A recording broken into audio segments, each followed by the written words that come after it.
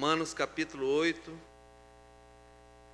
Vamos fazer a leitura sempre do 31 ao 39. Nós estamos nessa passagem das Escrituras. Romanos capítulo 8, verso 31 até o 39. Os irmãos podem acompanhar a leitura e após nós faremos uma breve oração. Romanos capítulo 8, verso 31 em diante. Diz assim a palavra do Senhor: Que diremos, pois, à vista destas coisas?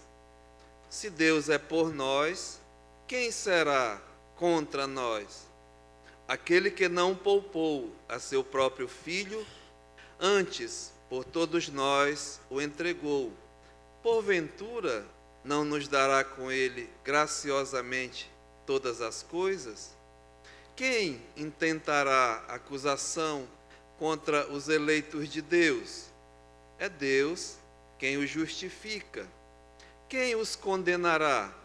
É Cristo Jesus quem morreu, ou antes, quem ressuscitou, o qual está à direita de Deus, e também intercede por nós. Quem nos separará do amor de Cristo? Será tribulação, ou angústia, ou perseguição, ou fome, ou nudez, ou perigo, ou espada? Como está escrito: por amor de ti, somos entregues à morte o dia todo. Fomos considerados como ovelhas para o matadouro. Em todas estas coisas, porém, somos mais que vencedores, por meio daquele que nos amou. Porque eu estou bem certo de que nem morte, nem vida, nem anjos, nem principados, nem coisas do presente, nem do porvir, nem poderes, nem altura, nem profundidade, nem qualquer outra criatura poderá separar-nos do amor de Deus que está em Cristo Jesus, nosso Senhor. Amém?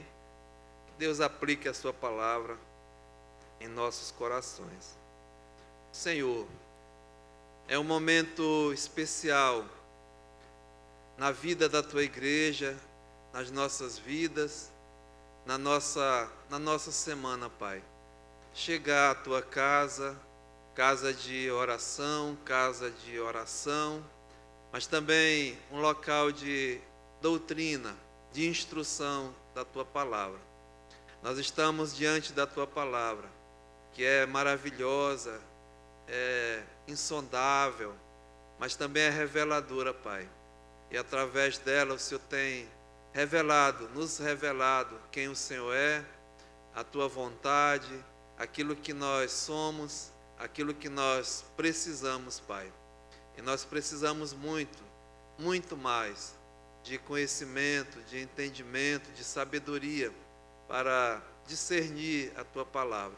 Somos pequenos demais, somos crianças, Pai. Precisamos realmente de entendimento. Então, te pedimos pelo Espírito Santo, que é o autor da palavra, Ele mesmo sabe aquilo que nós precisamos, Ele sabe o que nós necessitamos, e que use grandemente a tua palavra nessa manhã, em cada classe, as crianças que vão ouvir, os adolescentes, os jovens, e nós aqui, Pai, os adultos, possamos realmente sermos edificados com a tua palavra, sermos alicerçados na tua palavra, confrontados pela tua palavra e desafiados até a uma vida de santidade. E também entregamos cada um nessa manhã, os ouvintes da tua palavra. Se porventura há entre nós alguém que seja uma criança, um jovem, um adulto, não tem a salvação, a certeza, esse dom, esse presente, o Senhor faça como te apraz. Salva, Pai, liberta. É isso que nós te pedimos já, agradecidos no nome de Jesus. Amém. Amados, podemos assentar. Irmãos, a cada semana, né, nessa parte das Escrituras, cada vez mais a gente sente alegria, prazer, e os irmãos percebem o andamento, né, dos nossos estudos. Ele é bem devagarinho, podemos dizer assim.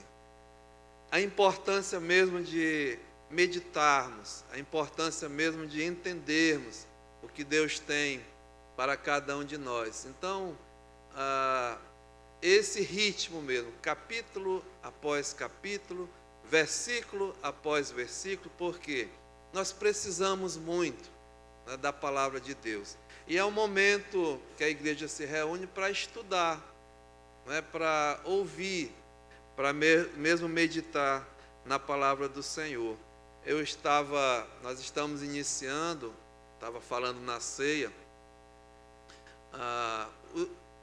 os estudos de terça-noite na carta aos Filipenses.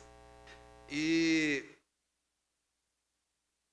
olhando, né, buscando entender, eu brinco, tentando entrar na mente do Paulo, tem me animado muito e visto muito a preocupação que esse homem tinha com a igreja do Senhor. O apóstolo Paulo, sabemos que ele foi um instrumento usado por Deus para a proclamação do evangelho ao mundo gentílico e a fundação de muitas igrejas através do ministério do apóstolo Paulo, desbravando a Ásia, a Europa, enfim. E esse homem, ele diz, escrevendo aos Coríntios, além das coisas exteriores que realmente lhe causava preocupações, o seu trabalho, o seu ministério, as lutas, as dificuldades, uma coisa que pesava muito na vida do Paulo era a preocupação com todas as igrejas, não de Paulo, né, mas as igrejas de Deus. A ele mesmo foi dada essa responsabilidade. E esse homem, mesmo preso, sabemos que os últimos anos de vida do Paulo foi numa prisão, por pregar o evangelho, né, preso. Ele dizia: eu sou um prisioneiro, não de homens, mas Paulo, prisioneiro de Cristo Jesus, o meu Senhor. Então, numa prisão, Paulo, apesar de ser em Roma, não era assim de uma forma tão rígida, mas sim era privado da liberdade de fazer o que ele amava, né? Visitar as igrejas, exortar, levar a palavra. Então ele estava privado dessa liberdade do ir e vir. Mas esse homem tinha duas armas poderosas que ele usou mesmo na prisão. Uma era a escrita, ele tinha liberdade de escrever, então muitas cartas de Paulo, chamadas cartas da prisão, né, ele enviava. Tinha liberdade também de receber visitas de irmãos, enfim, né? E a outra arma poderosa era a oração, irmãos. Paulo era um homem de oração.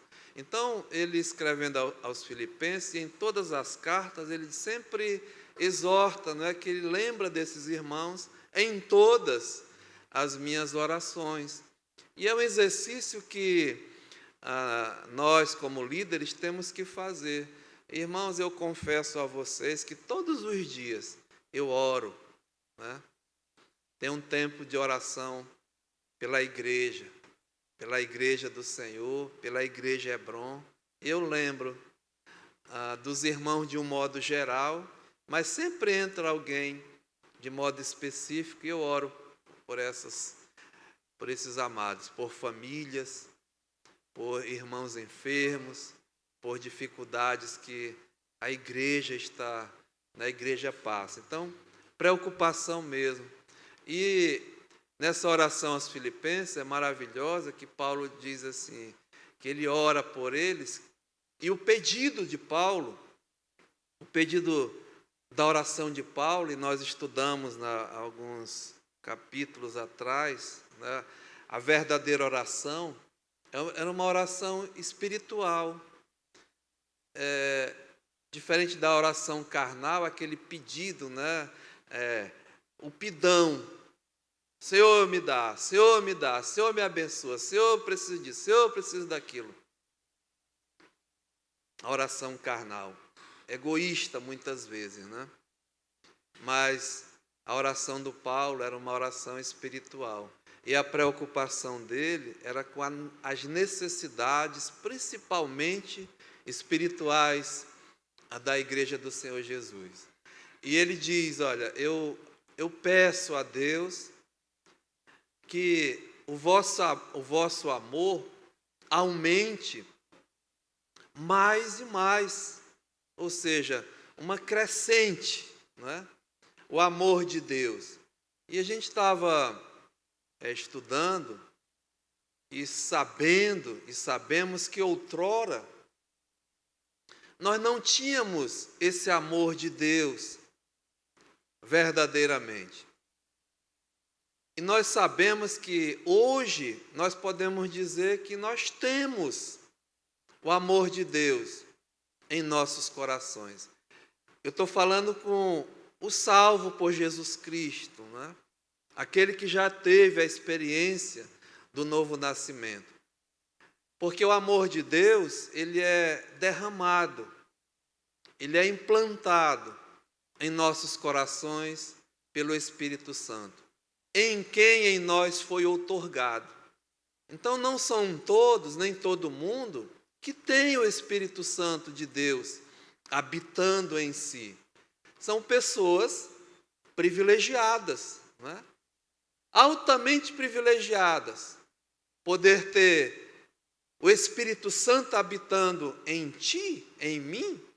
Deus, o próprio Deus, uma terceira pessoa da Trindade, habitar num corpo ainda pecaminoso, é um milagre de Deus. Mas a Bíblia afirma e confirma que os filhos de Deus passam a ser filho de Deus, se tornam filho de Deus, com a experiência do novo nascimento, que é o Espírito Santo convencendo o homem do seu pecado, da justiça e do juízo de Deus, aplicando e habitando, não é? Então, Romanos 5,5 diz, né? Aqui bem pertinho nós passamos por aí. Olha, verso 5, ora, a esperança não confunde, porque o amor de Deus é derramado em nossos corações, veja, pelo Espírito Santo que nos foi outorgado, ou seja, foi concedido, foi dado por Deus. E a Bíblia, no capítulo 8 de Romanos, afirma, né, que quem não tem o Espírito Santo de Deus em si, esse tal não é dele, não pertence ao povo de Deus. Mas o povo de Deus tem, o Espírito Santo habita nessa pessoa. Então, Paulo ora, né, que o amor de Deus, que é derramado em nossos corações pelo Espírito Santo, ele aumente mais e mais, ou seja, haja, né, um crescimento, um desenvolvimento espiritual. E sabe, irmãos, era essa e está sendo uma das grandes preocupações hoje, que deveria ser da liderança da igreja. Como eu sou responsável por esse rebanho, pesa sobre mim, né, essa obrigação e essa preocupação de orar e verificar se nós estamos numa ascendente, né, num crescimento, num desenvolvimento espiritual. E nós temos que constatar, irmãos, fazer um autoexame, né? Se do dia da minha conversão, do dia do meu novo nascimento, como eu estou? Os anos têm passado, eu tenho crescido espiritualmente, eu tenho desenvolvido espiritualmente, e aí cabe a cada um de nós responder. Mas a oração vai continuar, né? O pedido a Deus que aumente mais e mais o amor. E ele fala, né? Em todo conhecimento, é melhor, eu estou citando, mas abra em Filipenses, no capítulo 1, no versículo 8, aliás 9, diz assim: e também faço esta oração, que o vosso amor aumente mais e mais, em pleno conhecimento e toda percepção. Né? Então, a necessidade espiritual dessa igreja é que aumentasse mais e mais, não só o amor, mas o pleno conhecimento, ou seja, a sabedoria, né? E a percepção, o discernimento, a compreensão. E nós sabemos que aonde é depositado, onde reside, né, toda a sabedoria do conhecimento de Deus é na pessoa do nosso Senhor e Salvador Jesus Cristo. Então, essa necessidade, né, de crescimento, de desenvolvimento, de conhecimento é em Cristo. E é uma grande falta hoje nas igrejas. O povo de Deus, não está crescendo, não está desenvolvendo, por quê? Não está buscando o conhecimento, a sabedoria. Está deixando de ler a palavra de Deus, está deixando de estudar a palavra de Deus. Aliás, Oséias, né, dá uma forte alerta. O meu povo, Deus através do profeta, está perecendo. Por quê? Porque lhe falta conhecimento. Não é? O povo não quer mais abrir as Escrituras, ler as Escrituras, estudar as Escrituras. E isso é uma grande preocupação. E a oração em si, né? Não precisa mais orar. Eu tenho exortado aos irmãos, né? Uma das colunas da igreja está ali, perseverança, né? É esse caminhar, é esse proceder, desenvolver, crescer, continuar. Então, a característica do crente é que eles perseveram na doutrina, que é a instrução, o conhecimento, né? O estudo das coisas de Deus. E está sendo muito pouco frequentado os estudos bíblicos, até na igreja Hebron. Nós temos estudo terça, quinta, domingo de manhã, domingo à noite, e a gente vê uma baixa frequência. Aonde estão o povo de Deus? Aonde está, né, os hebronitas? Estão crescendo, estão desenvolvendo aonde? Fazendo o quê? Oração. Oração.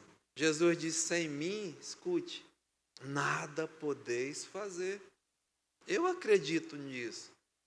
Eu venho orar porque eu acredito que sem Deus eu não posso fazer nada. Nós não podemos fazer nada, nem dar um passo ali, né? Eu posso dar um passo aqui, tropeçar, cair e morrer. Já acabou. Então, irmãos, oração. Louvado seja Deus, porque toda sexta-feira tem um grupo, e eu vejo que está diminuindo aqui, né? Diminuindo cada vez mais. Aonde estão esses irmãos? Então, pesa sobre mim essa obrigação de exortar os irmãos, e aonde eu vejo o maior número é domingo de manhã, né? E eu aproveito a oportunidade de exortar, de chamar mesmo os irmãos à atenção nesse sentido. A preocupação do Paulo passa a ser a nossa, né? Mas eu vou continuar orando, porque eu não vou desistir jamais da igreja de Jesus Cristo. A Bíblia diz, o Senhor Jesus, né? Eu edificarei a minha igreja, e as portas do inferno não vão prevalecer. E nós vivemos os últimos dias, irmãos amados, em que a atividade satânica é intensa. O diabo, ele conhece as Escrituras. Ele sabe, né, que o tempo dele é curto e ele está em plena atividade. E o propósito dele nós sabemos, ele veio para matar, né, para roubar e para destruir. E ele é o especialista nisso. E o quanto ele fizer, e o quanto ele puder fazer, ele vai, né? E nós somos vistos. O estudo hoje fala que nós somos observados pelo inimigo, pelo diabo. Então, temos que ter muito cuidado, né? Individualmente, pessoalmente. Eu tenho exortado também que chamo a atenção sempre que possível, né, aos homens dessa igreja, aos cabeças dessa igreja, aos líderes espirituais, porque cada homem, cada pai, crente, ele é um líder espiritual, ele é o pastor da sua casa, ele tem um rebanho a zelar, ele tem um rebanho a conduzir. E, irmãos, é muito importante como eu estou me conduzindo, né, diante de Deus, diante da minha família, do meu rebanho. E eu tenho orado por famílias aqui dessa igreja que estão atravessando dificuldades, principalmente pela falta de compreensão, de entendimento, de discernimento do líder espiritual a quem Deus deu essa responsabilidade. Muitos estão negligenciando a sua responsabilidade de chefe. Não estou falando que seja maior, melhor, que ganha mais, não, mas a autoridade constituída por Deus numa família, num lar, é do cabeça, é do homem. E um homem crente, temente a Deus, ele vai agir diferente. Então, os irmãos assim possam, né, pensar e refletir, meditar e verificar. Sabe, o nosso Deus, ele é um Deus que ele é o Deus do perdão, né?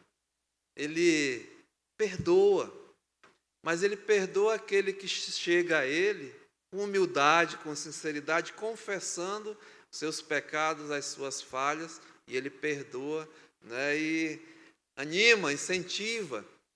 Talvez esteja acontecendo até na nossa igreja esse desânimo, né? Um pouco mesmo de sonolência, quando eu falo espiritual. Não permita, não deixe que as coisas temporais, as coisas materiais tomem a frente, a dianteira do lado espiritual. É uma luta, é uma guerra. Eu tenho falado aqui que você está num campo de batalha, né? Inimigos poderosos são contra ti, são contra nós. Mas fica alerta, atento, vigilante, né? E muitos estão adormecidos. Triste, sabe, irmãos? Está vindo, vem, chega notícia, não só daqui, mas vários locais. Líderes, pastores caindo em pecado, caindo mesmo em adultério, né? Triste mesmo. E eu tenho que cuidar da minha vida, das nossas vidas, liderança, homens, mulheres, né? Vamos cuidar. O povo de Deus, o povo que tem o Espírito Santo de Deus, ele tem que ser diferente. Nós somos luz, temos promessas, temos a palavra, temos tudo, irmãos. Mas muitas vezes vivemos como miseráveis, sabe? Miseráveis, mendigos, por culpa nossa, não de Deus. Então, esse sentimento que tem me incomodado a liderança dessa igreja, mas fiquem certos, né, que eu estou sempre orando. Procura os irmãos que estão no grupo, a cada dia colocar uma exortação, uma palavra, oração, bom dia aos irmãos, incentivar, né? E peço muita oração me cubram com as vossas orações, a liderança, os pastores, né, dessa igreja. Vivemos dias perigosos, dias maus, em que o diabo ele não está satisfeito com o trabalho do Senhor. Por favor, né, irmãos? Então, a instrução ela é muito importante. E o apóstolo Paulo, eu diria assim, minuciosamente, gasta tempo, por isso que nós não devemos ter pressa, eu não tenho pressa. Eu aprendi, né, com o pastor Fred, por mais que você possa pensar, é repetitivo, é a mesma coisa, não pense assim. Pensa que aquilo que Deus quer fortalecer na tua vida. E aqui, irmãos, esse contexto todo aqui do 31 ao 39, a palavra-chave, eu tenho dito para os irmãos, eu tenho visto, é segurança, né? É garantia, é certeza daquilo que Deus promete na sua palavra ao seu povo. Então, nós estamos tratando de salvação, de vida eterna, daquilo que Deus, a maior obra realizada por Deus em toda a eternidade, em toda a sua criação.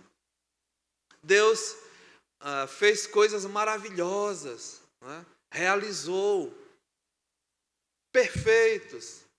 Se a gente eu gosto muito de assistir documentários assim, né? Enfim, e do universo, a grandeza que é, a perfeição, vivo, né? Sabe uma coisa que entrou?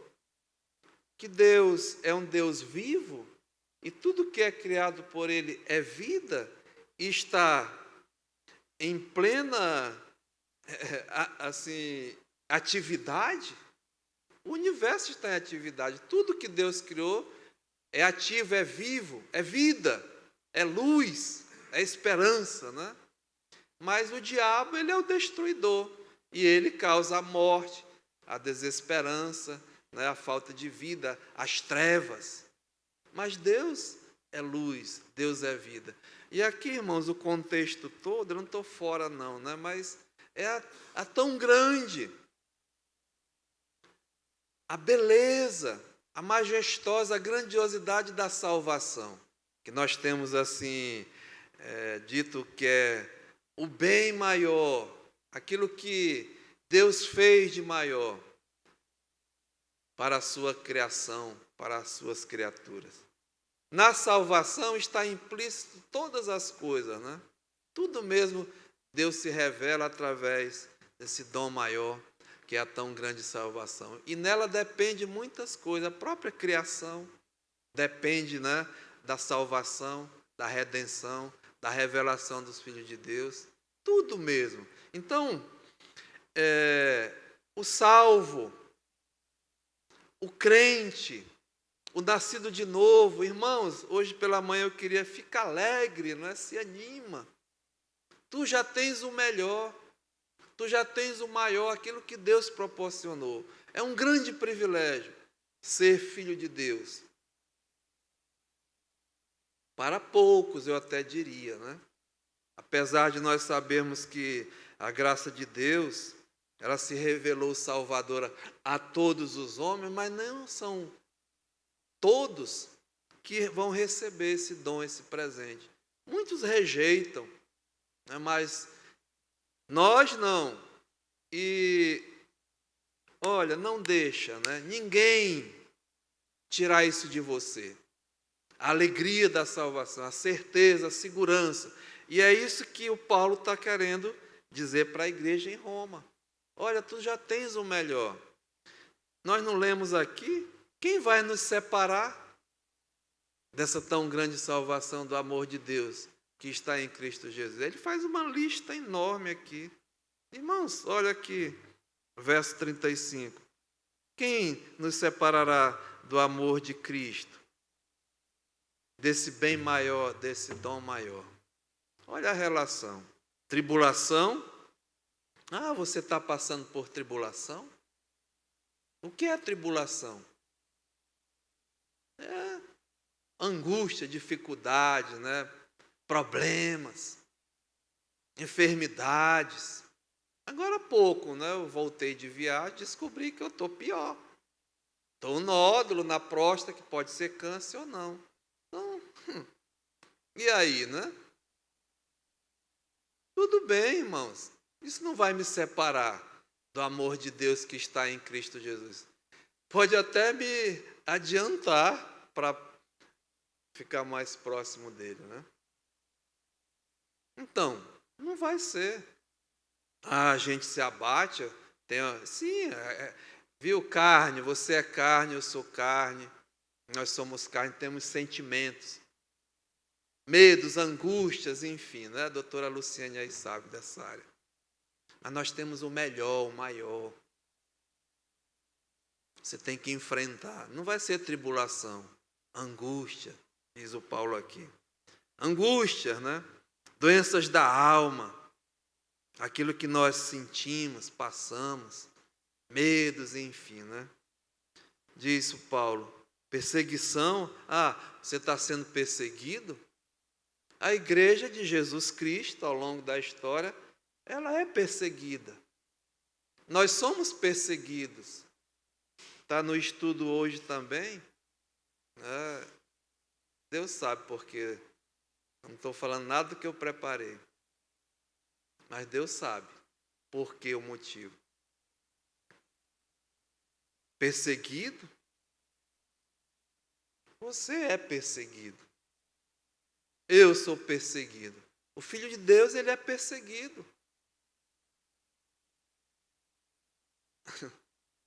O Jó, que está no estudo, Deus testifica do céu que havia um homem na terra, cujo nome era Jó, que era um homem íntegro, reto, temente a Deus e que se desviava do mal. Olha que bênção esse homem era, né? Deus testifica que Jó era um homem íntegro, reto, temente a Deus e que se desviava do mal. E esse homem, ele era próspero, né? Espiritualmente falando. E eu digo, o resto vinha junto com essa prosperidade espiritual dele. Ele tinha uma família, né? 7 filhos. E ele era o líder espiritual dessa família. Ele orava, ele adorava, ele cuidava dos filhos, trazia-os, né, para a adoração. Demonstrava isso na prática, quem ele era. O líder espiritual da sua família era Jó.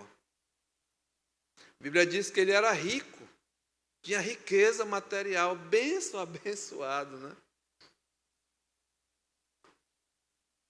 E provavelmente, né, era um homem saudável. Então, aquilo que os homens procuram, Jó tinha materialmente, mas ele tinha muito mais espiritualmente. Mas ele era observado, viu? O diabo, Satanás, a Bíblia diz que ele se apresenta a Deus, ele é o acusador dos irmãos. Ele é o adversário de Deus. E a Bíblia diz que ele está passeando e o quê? Observando. Aí Deus diz, tu tem observado o meu servo Jó. Tu está de olho nele, né? E sabe, irmãos, o diabo ele está nos observando. E qual era a acusação que o diabo fez a Deus em relação ao Filho de Deus, a Jó? Era que Jó era daquele jeito porque ele tinha um motivo. Deus tinha colocado uma sebe em uma cerca, ninguém podia. Então, Jó só agradecia a Deus só porque, né, Deus assim o cercava, não deixava. Ele era abençoado e tal e tal. Olha só. Sabe, irmãos, você está sendo observado, pelo diabo. É porque o estudo é quem tentará acusação contra os eleitos de Deus. Então tem muita gente olhando, observando, acusando. E Jó estava sendo acusado por coisas boas que ele praticava. Não tinha nada de pecado em Jó. Aliás, a Bíblia fala de homens que é possível, né, ser um filho de Deus e viver de uma forma justa, íntegra, temente a Deus, que se desvia do mal. Nesse tempo, a Bíblia fala de 3 homens. O segundo, vocês sabem quem é? Um é Jó. Noé. A Bíblia diz que Noé era também um homem justo, íntegro, né, que se desviava do mal. No meio da sua geração corrupta. E tem outro, qual é? Daniel, né? Daniel também era um homem justo, íntegro. E ele era observado.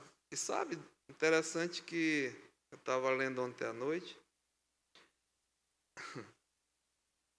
Os inimigos de Daniel, que são teus, que são nós, os observadores, queriam pegar Daniel numa falta, né, num pecado, na própria religião de Daniel.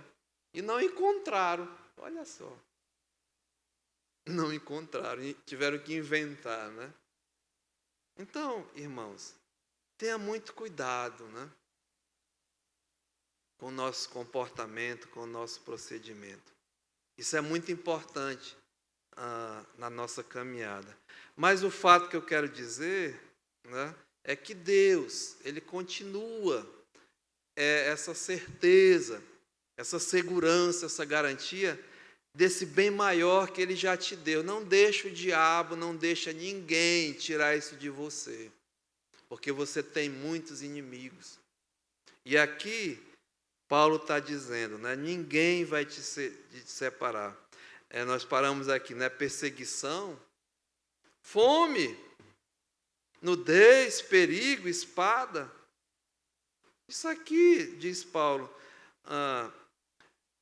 nós, por amor a Deus, somos entregues à morte a todo dia, o dia todo, e fomos considerados como ovelhas para o matador. Mas não é fora dessas coisas, não é uma pregação escapista do Paulo. Para de sofrer, né? Vai acabar com tudo.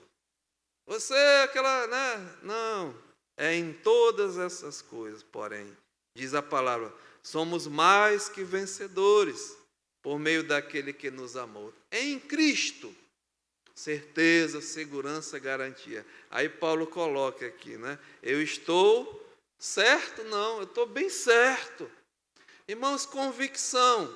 Se você está desanimado nessa manhã, por algum motivo, fica certo de sair daqui convicto que tudo que tu estás passando, nada disso vai te separar do amor de Deus que está em Cristo Jesus. Porque ele diz, eu estou certo. Eu também, irmãos. Certa vez os discípulos do Senhor pediram, né? Senhor, aumenta a nossa fé. E essa oração aumenta a nossa fé, a nossa certeza, a nossa garantia. Então Paulo diz, eu estou bem certo de que nem morte, nem vida, nem coisas do presente, nem do porvir, nem poderes, nem altura, nem profundidade, nem qualquer outra coisa ou criatura poderá nos separar do amor de Deus que está em Cristo Jesus, nosso Senhor. Amém? Não é? Olha só. Então esse dom maior, esse bem maior, a tão grande salvação, irmãos, é certeza, né? É garantia, é segurança. Estão entendendo que o Paulo está querendo falar com a igreja? E aí, né, ele coloca várias perguntas com respostas afirmativas, só para mesmo garantir, né? Então, no verso 31 ao verso 38, é isso. É essa palavra que você fica contigo, tá? Olha, certeza, garantia, segurança, solidez, né? Nesse bem maior que é a tão grande salvação. Então Paulo diz, olha, que diremos, pois, à vista dessas coisas? Que coisa, né? Nós já falamos, tudo que ele vem tratando da tão grande salvação. Que diremos, pois, à vista disso? Se Deus é por nós, quem será contra nós? E eu falei para os irmãos, o verbo aqui fica melhor assim. Se Deus está por nós, Ele está em ti, Ele está em mim. Então Ele já está, não é? Ele é. Ele está por nós. Quem está contra nós? Né? Não é quem será, mas quem está é presente. E nós estudamos aqui os inimigos de Deus e os nossos inimigos. O diabo, o mundo, esses inimigos exteriores, perigosíssimo, né? E o interior, o próprio Herbert, o eu, a velha carne. Então está contra nós. Mas se Deus é por nós, irmãos, já temos tudo, né? Aí no verso 32, foi o último estudo. Aquele que não poupou o seu próprio filho, antes por todos nós o entregou. Porventura, não nos dará graciosamente com ele todas as coisas? Ele já deu, né? O melhor, o maior, começa do maior para o menor aqui. Ele já te deu essa garantia, essa certeza. E aí eu falei, né? Saindo da desgraça que eu era, estado de desgraça, me deu essa graça e caminhando para a glória. Já deu tudo isso. Por isso que no verso 30 ele diz, olha, aos que de antemão, aos que predestinou, né? Nós estudamos essa parte aqui todinha, da eleição, da predestinação, ou seja, antemão, foi escolhido, especial, viu? No meio de muitos, você foi escolhido por Deus. Ele te amou, Ele te elegeu, Ele te escolheu. Então, a esses, Ele também chamou. A chamada soberana. Vem para a salvação. Então, aos que chamou, esses também Ele justificou. Declarado justo diante de Deus, inimigos de Deus, né? Iníquos, imprestáveis, insolentes, como Paulo dizia, mas se tornar um justo, é o Deus que justifica o que? Bonzinho? Ímpios, né? Pecadores, é esse Deus. Então, Ele justificou. A esses também, diz o Paulo, Ele já glorificou, viu? É uma obra completa. Mas, amados, isso ainda vai acontecer. Nós estamos no tempo ainda da nossa peregrinação. Então, Ele já te deu tudo isso. Já realizou, né? Como Ele disse. Porventura não nos dará graciosamente com Ele todas as coisas? Aí lembra da ilustração do Moody, né? Ele já deu o melhor. Aí ele diz, olha, se a grande loja aqui no Brasil, a Gasté, sei lá, enfim, uma dessas, chega e te chama, vem cá, pastor Nivan. Nós queremos te dar esse diamante aqui, esse presente. Mais valioso desse mundo. Aí, mas para mim, eu mereço? Não, ele vai estranhar. Mas nós queremos lhe dar. É seu, está aqui. Aí o Moody dizia, por acaso eu não vou pedir o papel de embrulho, né, o papel de presente? Ele já deu o maior, o melhor. Porventura não nos vai dar com Ele todas as coisas? Sabe, irmãos? Garantia, certeza, né? E aí vamos para o verso 33, a outra pergunta aqui. Quem intentará acusação contra os eleitos de Deus? Quem? E aí, irmãos, eu quero dizer para vocês que nós encontramos nas Escrituras vários que vão intentar acusação contra os eleitos de Deus. Né? Vários. E quem são realmente esses acusadores? A Bíblia mostra de Satanás. Ele é um dos. Né? Satanás quer dizer adversário, diabo, difamador, acusador dos irmãos. Ou seja, Paulo está dizendo aqui dos eleitos, né? Dos justificados, do povo de Deus. Ninguém tem nenhuma dúvida. Né? Ele acusa os eleitos de Deus. Abra sua Bíblia em Apocalipse, no capítulo 12. Apocalipse, capítulo 12, diz assim a palavra do Senhor. No verso 9. Aliás, no verso 7, né, diz assim, olha, houve peleja no céu, uma batalha celestial. Miguel e seus anjos pelejaram contra o dragão. Também pelejaram o dragão e os seus anjos. Interessante que na criação, na ordem angelical, né, Deus criou anjos perfeitos, criaturas sublimes, né?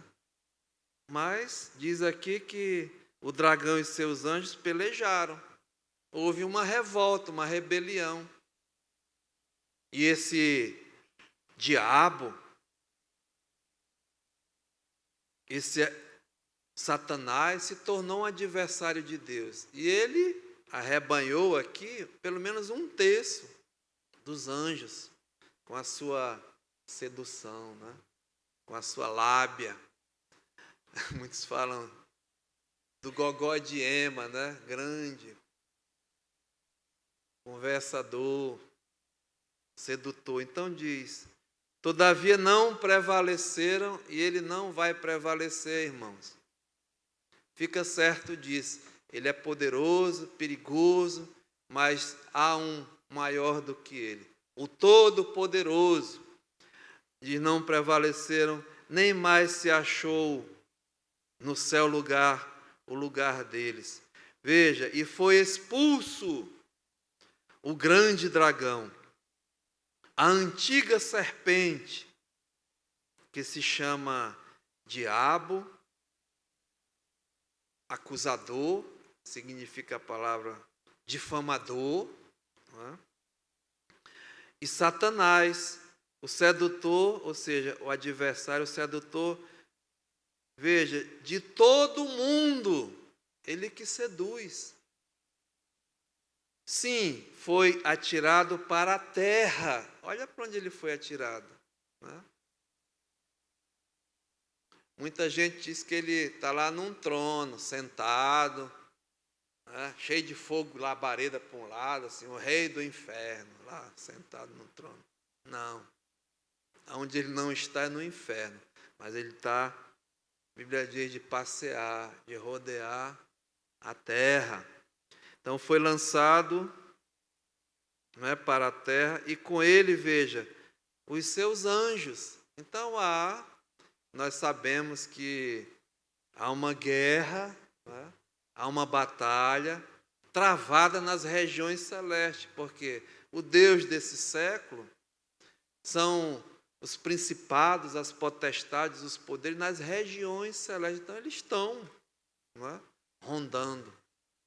E o propósito deles é matar, roubar e destruir e difamar, viu? Acusar o povo de Deus. Veja, verso 10. Então ouvi grande voz do céu proclamando, agora veio a salvação, o poder, o reino do nosso Deus e a autoridade do seu Cristo, pois foi expulso o acusador de quem? O acusador dos nossos irmãos, o mesmo que acusa dia e noite diante do nosso Deus. Então, um dos acusadores dos eleitos de Deus, dos filhos de Deus, é o diabo, Satanás. E ele está dia e noite te acusando, me acusando. Né? Abra sua Bíblia em Zacarias. O difícil é achar Zacarias, né? Até eu também, bora ver se a gente acha aqui. Zacarias é um dos profetas menores. No capítulo 3 diz assim a palavra de Deus. Zacarias capítulo 3. Deus me mostrou um sacerdote, Josué, o qual estava diante do anjo do Senhor, e Satanás estava à mão direita dele para se lhe opor. Não é? Zacarias 3:1. Mas o Senhor disse a Satanás: o Senhor te repreende, ó Satanás. Sim, o Senhor que escolheu Jerusalém te repreende. Não é este um tição tirado do fogo? Ou seja, Deus mandou escolher esse sacerdote Josué. Era um homem pecador, depois vai mostrar que ele... E o diabo estava acusando, né? Olha, esse que tu elegeu, ele está cheio de pecado, né? Acusando. Então Deus vai purificar, enfim. Mas eu quero dizer, irmãos, que o diabo, ele está acusando, né? Ele é o acusador. Então, tem assim, dois tipos de acusação que eu vejo contra os eleitos de Deus. Uma acusação diabólica, nós vamos ver gentílica, mundana, contra os eleitos de Deus, que eu falo a boa, porque eles estão observando, eles estão nos observando. É o observador. Então, vamos para a boa primeiro, né? E aí, eu levo os irmãos para o exemplo de Jó. Abra sua Bíblia em Jó, no capítulo 1. Jó, capítulo 1. E eu dei antes, da agora há pouco, olhar a vida desse homem Jó. Um eleito de Deus, né? Um servo de Deus. Então diz aqui no verso 1 que havia um homem na terra de Uz, cujo nome era Jó. Homem, veja, íntegro e reto, temente a Deus e que se desviava do mal. Não é um homem mesmo, um eleito de Deus. E o que eu quero focar aqui, irmãos, é o comportamento, viu? É o procedimento, é o caminhar de um eleito de Deus. Nós não somos salvos, eleitos de Deus. Nós não estamos peregrinando, nós não estamos caminhando nesse mundo. Fomos justificados. Né? Então, como nós estamos andando? Aqui, Deus fala, a Bíblia desse homem, que ele era íntegro, justo, temente a Deus e que se desviava do mal. Sabe? E as características, um homem de sucesso nesse mundo, né? Rico, era o mais rico no seu tempo, dinheiro, família boa, saúde, enfim, né? Mas o observador, o acusador, diz aqui no verso 6, num dia em que os filhos de Deus vieram apresentar-se perante o Senhor, veio também Satanás entre eles. Ele tem acesso a Deus, nós não acabamos de ver, e ele vai o que? Acusar o Herbert, né? Acusar, olha como é que ele está andando aí. Mas ele olhava a vida de Jó, e diz aqui, olha, então perguntou o Senhor a Satanás, de onde vens? Satanás disse, eu estava sentado lá no meu trono, no inferno, cuidando das minhas almas e tal. Não, né, irmãos? Diz aqui. Satanás respondeu ao Senhor e disse, de rodear a terra, de passear por ela. Então o diabo, irmãos, ele é atuante, ele é ativo, ele está te observando, está me observando. Sabe que ele não está preocupado com os filhos dele, não? Ele conhece os filhos dele, já estão fazendo a vontade dele, né? Não precisa se preocupar. Jesus acusou certa vez aqueles que não eram dele de filhos do diabo. Vós satisfazeis o desejo do vosso pai, que é o diabo, e praticai as obras dele. Então, está tudo bem, né? Mas o diabo está observando os eleitos, os filhos de Deus. E diz aqui, perguntou ainda ao Senhor a Satanás, observaste meu servo Jó? Pastor Fred, quando ele pregava, ele dizia que ele achava melhor Deus dizer assim, tens observado, né, o meu servo Jó. Tu está de olho nele, tu está acompanhando a vida dele, né? Aí olha o testemunho de Deus, de Jó. Ele já era isso, diante de Deus, diante dos homens, e observado por Jó, mas Deus autentica, irmãos, né? Olha, porque ninguém há na terra semelhante a ele, homem íntegro, reto, temente a Deus e que se desviava, aliás, se desvia do mal. O testemunho de Deus sobre Jó. Jó, irmãos, era um exemplo, né, de crente, de eleito de Deus. Líder espiritual da sua família, da sua casa, se você vê, ele oferecia, preocupado, orava, né? Era um padrão de empresário, né? Era rico. Padrão, modelo, não tinha, sabe, problema nenhum com esse homem. Deus testifica do céu. Então respondeu Satanás ao Senhor, também, né? Até eu, vamos dizer assim, até eu, né?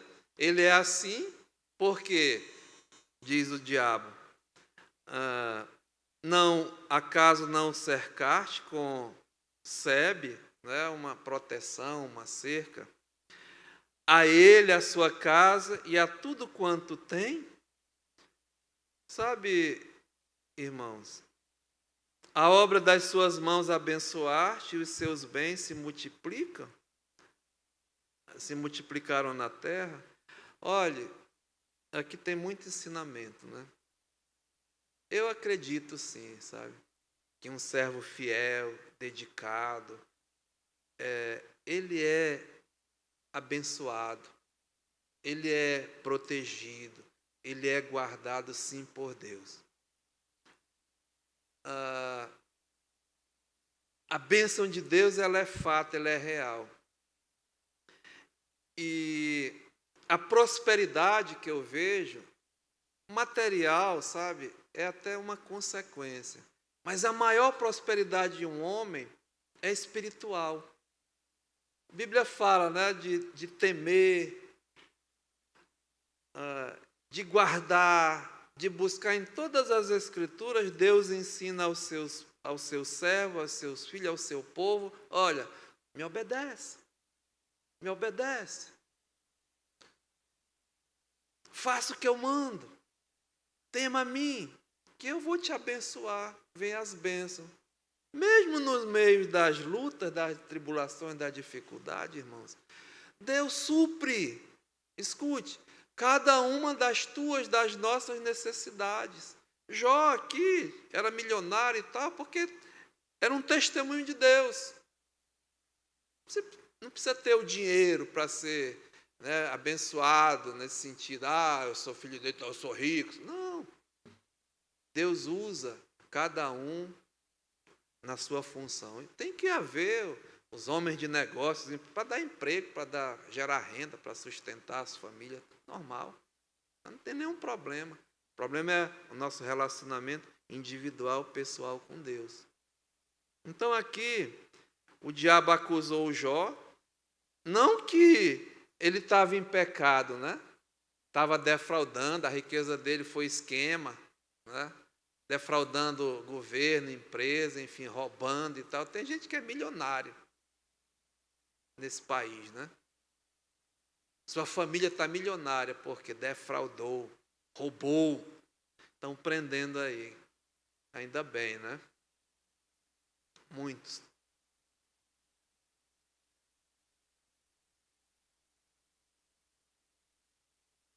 Jó não estava acusando, aliás, o diabo não estava acusando Jó de ele ser um negligente, dizer que é filho de Deus e não buscava a Deus, né? Eu sou filho de Deus e tal. Não. Que diz, olha, verso 5: decorrido o turno de dias de banquete, chamava Jó a seus filhos e os santificava, levantava-se de madrugada e oferecia holocausto, segundo o número de todos eles, e dizia: talvez tenham pecado meus filhos e blasfemado contra Deus. Assim o fazia Jó continuamente. Era um hábito, era uma prática que os filhos de Jó viam no seu pai, né? Esse homem era um exemplo de servo de Deus para a sua família, para os seus filhos. A Bíblia diz, irmãos, que o nosso comportamento, nosso relacionamento é individual. Cada um vai dar conta de si mesmo. E o legado, eu peço misericórdia de Deus, graça, que o legado que eu posso deixar para os meus filhos é que eles tenham em mim uma referência de um homem que buscou a Deus. Só isso. Um homem que tinha temor de Deus. Eu sou cheio de falhas, de defeitos, de pecado, mas que a Rodrigo, a Rebeca e o Rafael vejam, meu pai buscava a Deus, meu pai orava a Deus. Nunca eu quero que eles digam, eu não sirvo a Deus por causa das atitudes, do procedimento do meu pai. Não é? Eu falo com reverência porque eu não sei onde está o meu pai, né? Mas meu pai era um homem pecador, né? Mas um homem tinha suas falhas, seus defeitos. E em muitas coisas, se eu tivesse seguido meu pai, talvez hoje eu estava numa situação bem difícil, né? Eu lembro de um pastor que falava que se ele fosse seguir o pai dele, ele era um alcoólatra, né?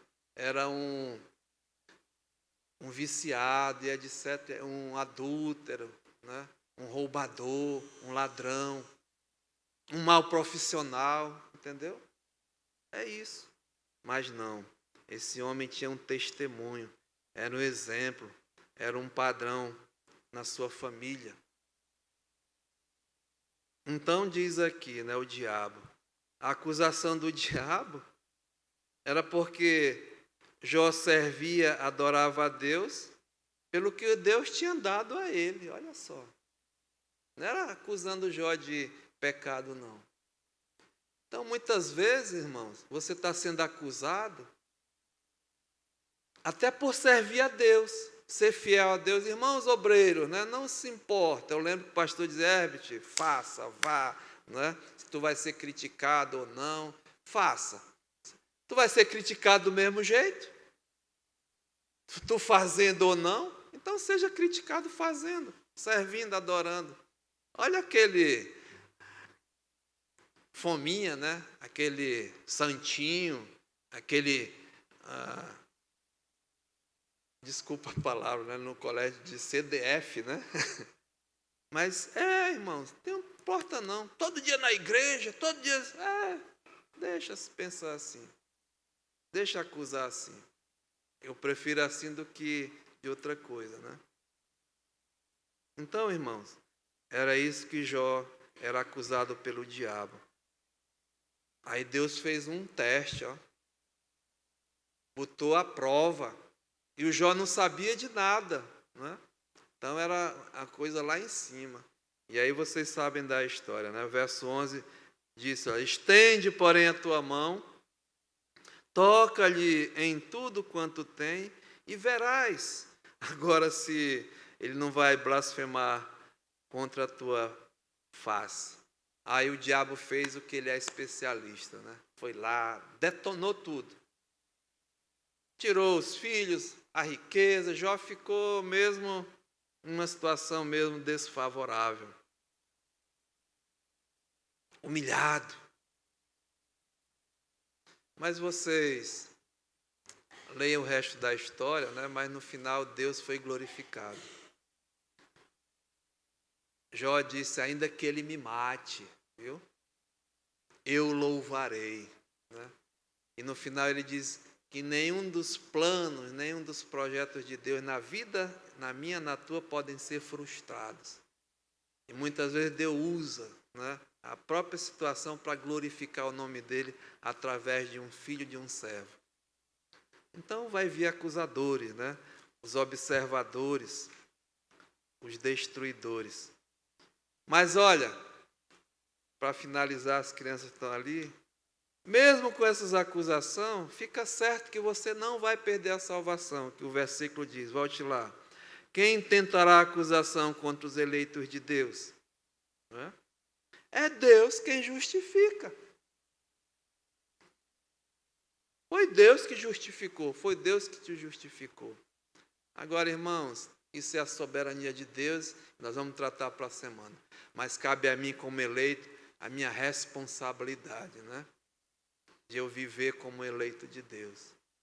Podem até me acusar, mas tem muitos acusadores que estão te acusando de pecado, sabe?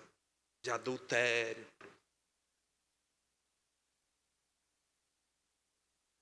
De avareza, de desobediência aos pais, de malícia, de dolo, de um monte de coisa. Que é verdade. Mesmo nessa desgraça toda, o eleito de Deus, olha, eu tenho uma notícia para ti, você não vai perder a salvação se você for filho de Deus. Mas Deus quer que você reveja, né? Faça um autoexame, confessa, se arrepende, que Ele perdoa. E viva realmente como eleito de Deus. Amém? Pai, muito obrigado, Senhor. Nos ajuda a entender realmente essa beleza da tão grande salvação. A certeza que o Senhor já realizou e nos deu, Senhor.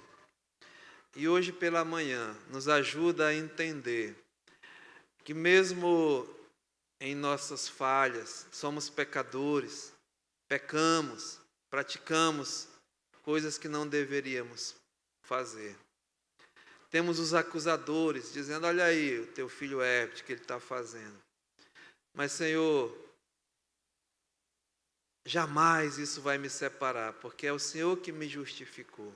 É o Senhor que nos justifica, mas nos ajuda a andar de uma forma santa, de uma forma mesmo justa, íntegra, se desviando do mal. Nos dá, Pai, essa graça mesmo. E nós vamos a nos esforçar, até mesmo, Senhor, queremos prometer ao Senhor, nos ajuda, Pai, a cumprir, a nos afastar, a nos santificar, nos purificar das coisas desse mundo, do pecado, enfim. E que talvez até a acusação não seja uma acusação de pecado, mas uma acusação de verdadeiros adoradores. Tua palavra diz, Pai, que seremos acusados, mas bem-aventurado aqueles que, mentindo de vós, nos acusam. Senhor, nos ajuda mesmo, sinceramente. Abençoa cada um que chegou aqui nessa manhã, as famílias, e se porventura alguém não tem certeza da salvação, desse dom maior, que é garantia, Senhor, faça essa obra. Ajuda, Senhor, nos ajuda. Nós agradecemos e te pedimos tudo, no nome de Jesus. Amém. Amém.